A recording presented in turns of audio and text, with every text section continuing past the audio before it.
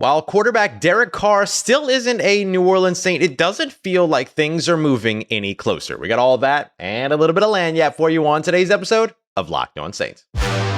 You are Locked On Saints, your daily New Orleans Saints podcast. Part of the Locked On Podcast Network, your team every day.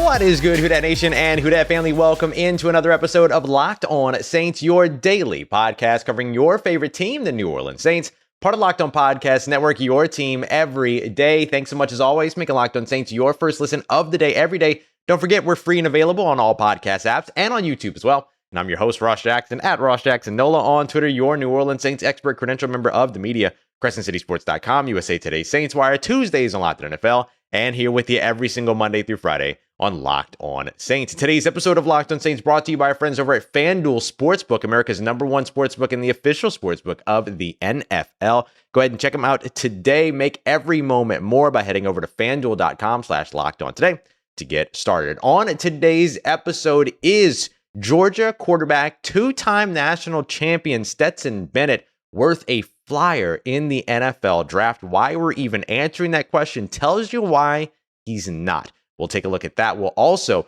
break down a couple of the salary cap moves that were made, including some competition potentially on the way with Will Lutz. And you can see it in a salary cap move that was just made on Thursday morning. But first, what's the latest on Derek Carr? Derek Carr, clear, far and away the best free agent option out there when it comes to quarterbacks. You're comparing him to guys like Baker Mayfield and Sam Darnold and Jacoby Brissett and Jimmy Garoppolo.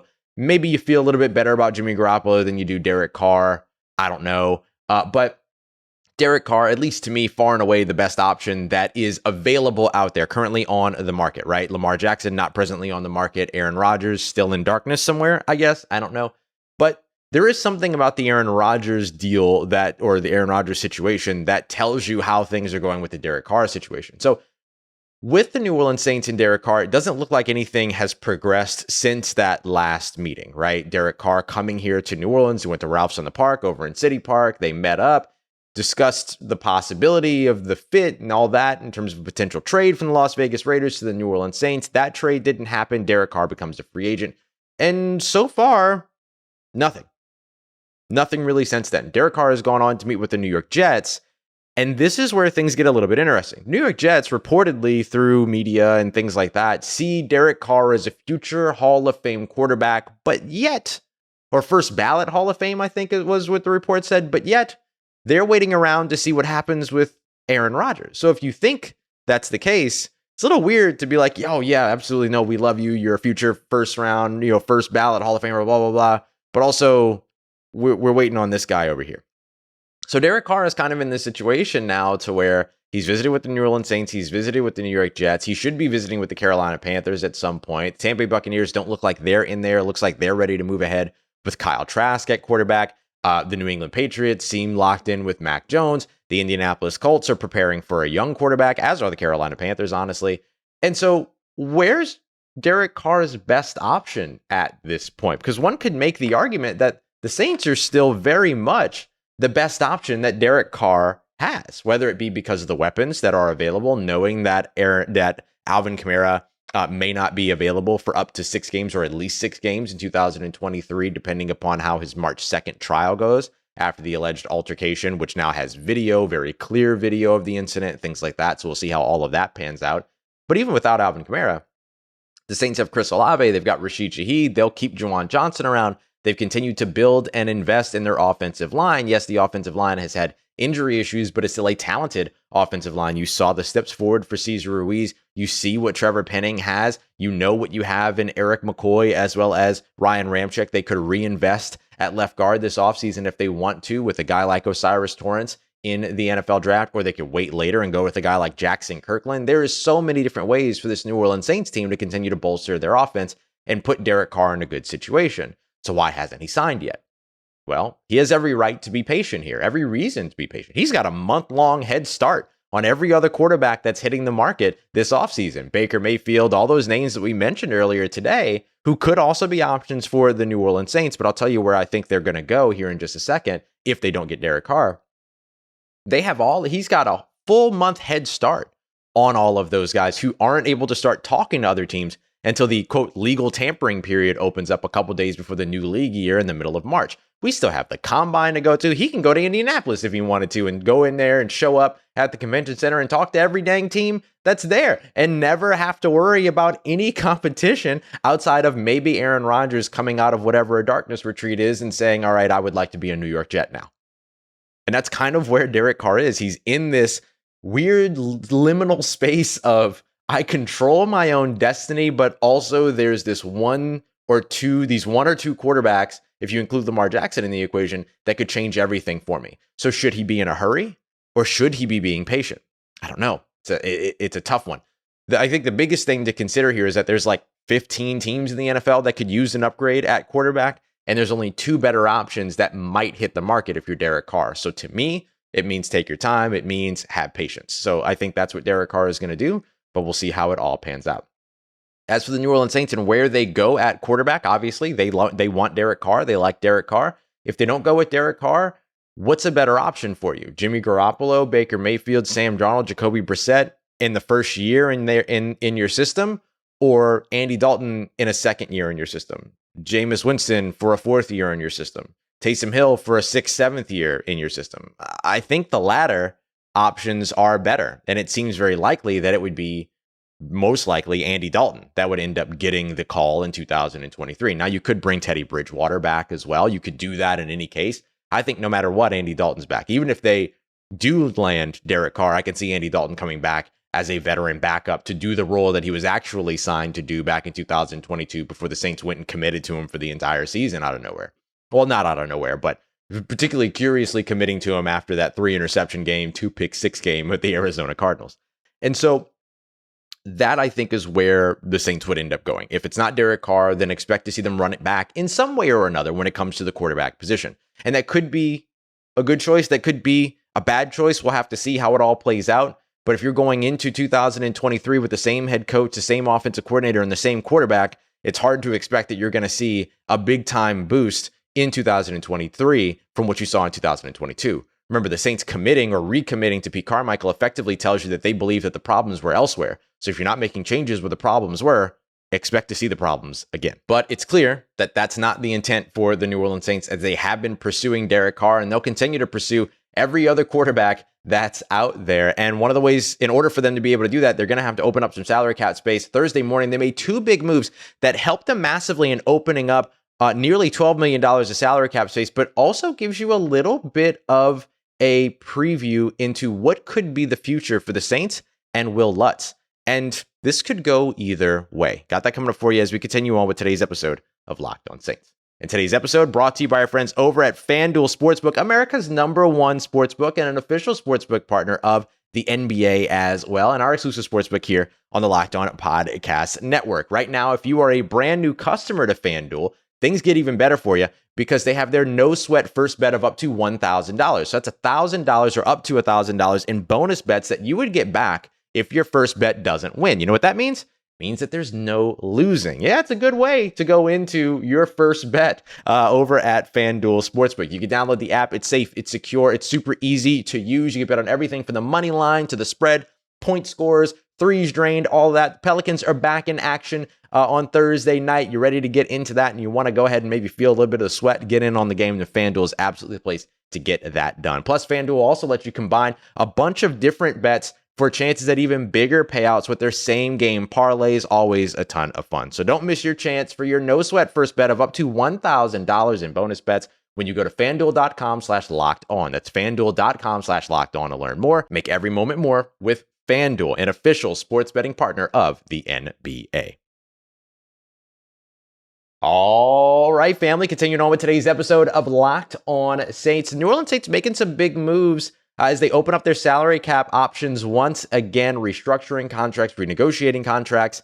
And there was a specific contract that they touched on Thursday morning in a really interesting way that maybe gives you a little bit of a glimpse into the future of kicker Will Lutz. Thanks so much, as always, making Locked On Saints your first listen of the day every day. So let's start with the Will Lutz contract. Didn't save as much money as the other contract that was restructured along with him, which was Ryan Ramczyk's deal, which opened up $10.3 million. We'll go into the details of that here in just a moment. But the Will Lutz one is really intriguing to me because we get the information that Ryan Ramczyk restructured his deal, $10.336 million opened up, fanfare, all this other stuff, and then kind of buried in some of those tweets was, oh, also Will Lutz reworked his deal, opened up $1.5 million of salary cap space. That shouldn't be a lost piece. And so I'm going to focus on a little bit more. This isn't a locked on special teams thing. This is a what's the future of Will Lutz thing, because this was a kind of big conversation over the course of the 2022 season because he missed a lot of field goals. He was I was thinking like 74.2% field goal rate this year. He attempted, in terms of all of them total, 31, sunk 23. So he was a bit off. Now he had a long as 60. He had an attempt at 61 that almost went in. You almost had those back-to-back in London. But he wasn't the Will Lutz that we are accustomed to seeing. That was one of the lowest field goal percentages in the NFL last year among kickers who saw more than 10 field goal attempts. I believe it was the second lowest, if not the lowest. So one of the big questions was, well, what do you do with Will Lutz? He had a $3.4 million base salary going into this year, a $5.62 million cap hit. He carried about $1.6 million in dead cap that would have been a part of that as well if the Saints would have moved on from him. So you look at the big base salary of $3.4 million and you think, okay, well, it's clear that they were probably going to go to restructure that. They could save like a little bit over $2 million by doing that, over $1.5 million by doing that. And so when the report came out that he reworked the deal for 1.5, that tends to say something specific. When you say that they reworked a deal or renegotiated a deal versus restructuring a deal, that usually means that it's an agreement between the team and the player to reduce the base salary. But we didn't get that information right away. So I dug into the contract. We see a $3.4 million base salary. We see some prorated signing bonus money. We see some prorated restructure money. We see some non-prorated money that is, like $250,000 worth of like roster bonuses, a workout bonus of $50,000. So conceivably that 1.5 that the Saints saved could have come from multiple spaces in there. It could have been the full $50,000 workout bonus. It could have been the full $250,000 signing bonus, and then $1.2 million reduction in his base salary or something like that. Come to find out, or it could have been a restructure, right? Like we were discussing earlier, they could have reduced his base salary from $3.4 million to vet minimum and then saved right around that same amount of money. However, what we learned, thanks to Nick Underhill over at New Orleans Football, is that according to his sources, that was not a restructure. It was a reduction in salary. So what we learn instead is that they took the $3.4 million base salary and then just reduced it. It's a pay cut, y'all. And that's a great move by Will Lutz. According to Mike Triplett, who adds a little bit of extra context here, there are also some incentives that are based on, his whether it be field goal percentage, might be field goals made. There's any list of incentives that could be a part of that. We'll see when we get that detail. But the New Orleans Saints are planning on Will Lutz to be better in 2023 than he was in 2022, which shouldn't be a hard ask. That was his worst season in 2022. But what this also does is that the Saints didn't restructure his deal and push money into future years, meaning that if they want to, they can bring in competition for him in training camp. And if they needed to move on from him, nothing changes in terms of dead cap, and you don't end up taking on extra dead cap in future years. This effectively now just becomes a 1-year deal for Will Lutz this year that still has the dead salary, the dead cap number that'll be a part of it, but it doesn't end up costing you future money if you decide to move on from him. So it gives the New Orleans Saints an opportunity to say, hey, we want to have you back here. Gives Will Lutz an opportunity to say, hey, I want to be here. And then the incentives give him an opportunity to be able to build on his contract. The Saints saying, hey, we think you're going to be better in 2023. If you are, here's all the escalators. Here's all the incentives that you can get that are a part of that. But they also protect themselves a little bit to where if they see in camp that Will Lutz still isn't right, whether it's still because of the back injury and the surgery back in 2000, or the core injury and surgery that he had back in 2021 or whatever it might be, and they bring in some competition and feel really good about the competition going the other way, they're not completely locked in here because they have guaranteed some future money down the road. The Saints making a really, really wise choice here. Will Lutz making a very, very pro-team move here and also a wise choice on himself, betting on himself here with New Orleans. Saints giving him a little bit of a safety net with the incentives where he can build that contract back up, but also protecting themselves in case they decide, hey, we want to go a different direction this offseason. So lots of little nuances to what was simply a reworked deal of saving $1.5 million, not just that simple. The other side of it, though, what we were just discussing in terms of the other move that was reported along with Will Lutz, which is the Ryan Ramczyk deal, sounds like it would be a lot more complicated because the Saints saved $10.3 million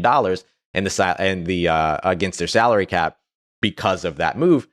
That one's really simple. They took his base salary, reduced it to veteran minimum, and then restructured the contract, and then they're all set. So that one was actually the easy one, as opposed to the Will Lutz one, which has all of these sort of like buried individual extra little nuances and meanings that could be really interesting. So now with that being the case, the Saints are hovering somewhere around $35 million over the salary cap. They still have yet to touch, Taysom Hill's contract, Alvin Kamara's contract, Marshawn Lattimore's contract, Andrews Pete's contract, Cameron Jordan's contract. So many different places where they can still go, still make money. James Hurst has a $2 million roster bonus. Wouldn't surprise me to see that restructured. So there's a whole bunch of places where the Saints can still open up a ton of money. Tyrann Mathieu with a $7 million base salary. Lots of places where the New Orleans Saints can still clear up some salary cap space in 2023 or ahead of 2023. Not only getting under the salary cap or compliant with the NFL salary cap, they can get far enough under it to sign the QB that they're looking for as well. And moves like Will Lutz, moves like Ryan Ramczyk help them get there.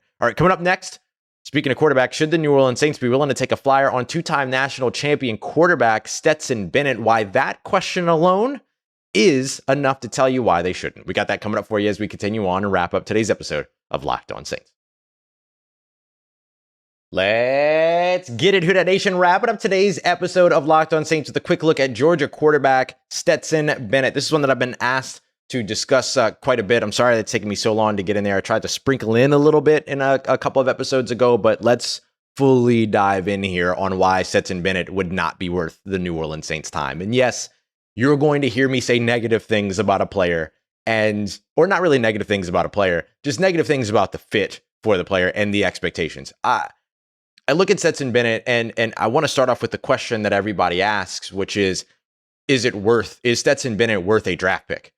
Not is Stetson Bennett worth a first-round draft pick, not is Stetson Bennett worth a mid-round draft pick, is Stetson Bennett worth a draft pick is oftentimes the question that comes up. That is not the conversation that you should be having about a two straight time, by the way, repeating national champion in college football. So what does that tell you in terms of the perception of that player's role in that team's success? Usually, when we're talking about a player that comes out there and wins a couple of national championships on his way out the door, that's a first-round quarterback. We talk about Joe Burrow as somebody that went from probably a 6th or 5th round pick to first overall in the matter of one championship season run. But how clearly was it that he was a big part of that? The mobility, his extending of plays, the 3rd and 17 play that you saw against Texas, that was kind of his big Heisman moment. You saw his arm downfield, his arm and decision making. You saw all of it when it came to Joe Burrow. With Stetson Bennett, what you see a lot of is operating the scheme. And by the way, Joe Burrow also has NFL size and had an NFL caliber arm. Stetson Bennett doesn't check those boxes. He's listed on the Georgia Athletics website at 5'11", 190 pounds. And we know that usually the school websites bolster all of those numbers by an inch or two.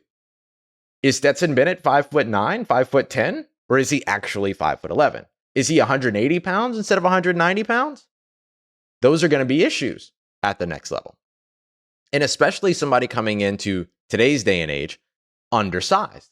And I know that the Saints saw 15 years of success with Drew Brees, but I can comfortably say Stetson Bennett is not Drew Brees. I can comfortably say that no quarterback is Drew Brees but Drew Brees. So because Drew Brees was at one time an exception, although size limitations became something for him over the course of the latter portion of his career, just because he was able to do it with elite processing, early on in his career, an elite NFL arm coming into the NFL. Didn't have the strongest arm, but it was elite enough. He was able to push it downfield. He did all the things that he was supposed to do. I know that changed 2017, 18. Well, I'd probably say 2019, 2020.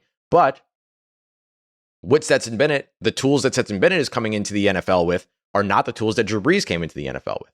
And Drew Brees really took off when he and Sean Payton came together. So that became a big part of it. Is Stetson Bennett and Dennis Allen going to be the next revolutionary tandem at head coach and quarterback for the next 15 years that changes the way that we look at the size of quarterbacks?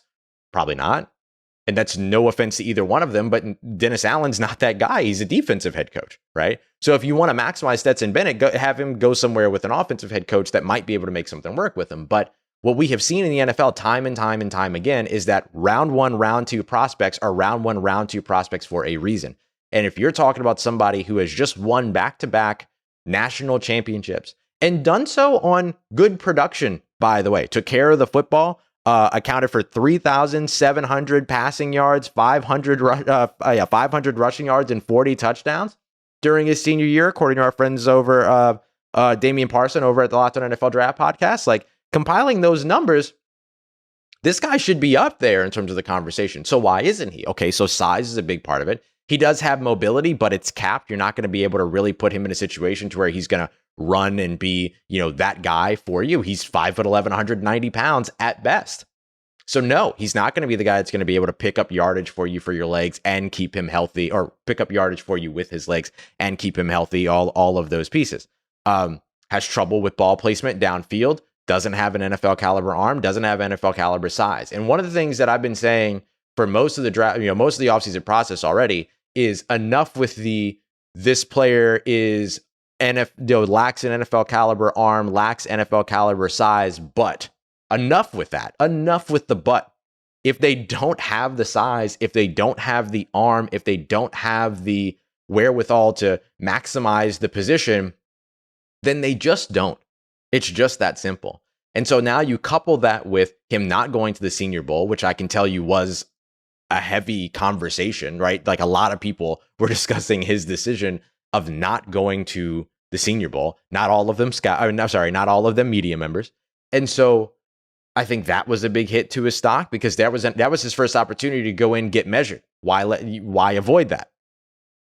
Unless you don't want the results out there, right? It was kind of like last year when Kenny Pickett didn't want his hands measured. And then he went to the combine after doing all of his exercises and stuff like that, got his hands measured. Then you have the offseason arrest for public intoxication that happened kind of in concert with the Senior Bowl. That wasn't great either. So between being undersized, between not going to the Senior Bowl, he could have done just like Hendon Hooker did. He could have said, I'm going to the Senior Bowl. I'm not participating in anything, but I want to go and interview with teams and all that stuff. To let Hendon Hooker do it, I'm sure they would have let Stetson Bennett do it. He didn't do that. With the offseason arrest, not having an NFL caliber arm, not being able to create on the offensive side. Yeah, he can move around, like adequate mobility, I think I'd say.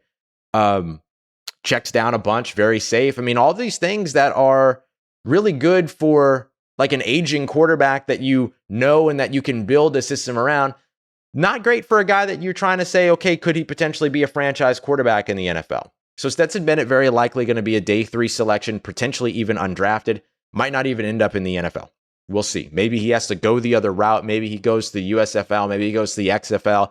Maybe works his way up through that and then gets to put himself on the map a little bit more. But I think the big thing you have to get away from when it comes to Stetson Bennett is you got to get him out of Todd Monken's offense and see if he's able to run one. And you've got to be able to see what happens when he doesn't have elite weapons and elite defense over on the other side that keeps the team alive. The Saints don't have those things. They don't have the, big time, super scheme it up offense right now. They don't have an elite. I mean, they have a very good defense, but we'll have to see what the defense looks like because they're about to potentially lose a bunch of pieces.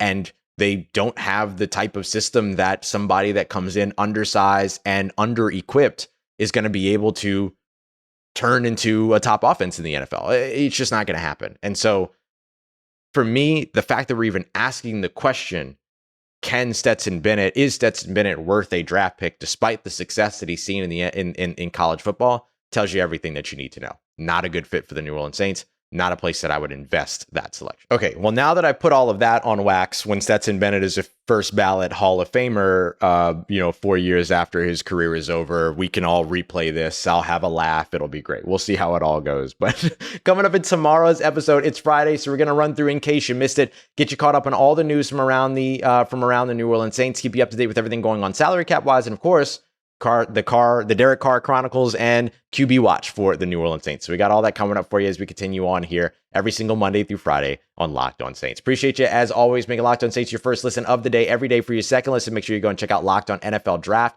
as well as Peacock and Williamson. Go ahead and subscribe to the new Peacock and Williamson NFL Show YouTube page as well, so you can keep up to date with everything going on around the NFL. As always, y'all, I appreciate you so much making me a part of your day, part of your routine, for saying yes to me and the show. If you see me, do say hi. And if you need anything else around your New Orleans Saints, make sure you follow me on Twitter at Ross Jackson, NOLA. Hit me up, let me know how the family's doing, let me know how you're living, let me know how you're momming them. And trust you, that nation, I'll holla at you.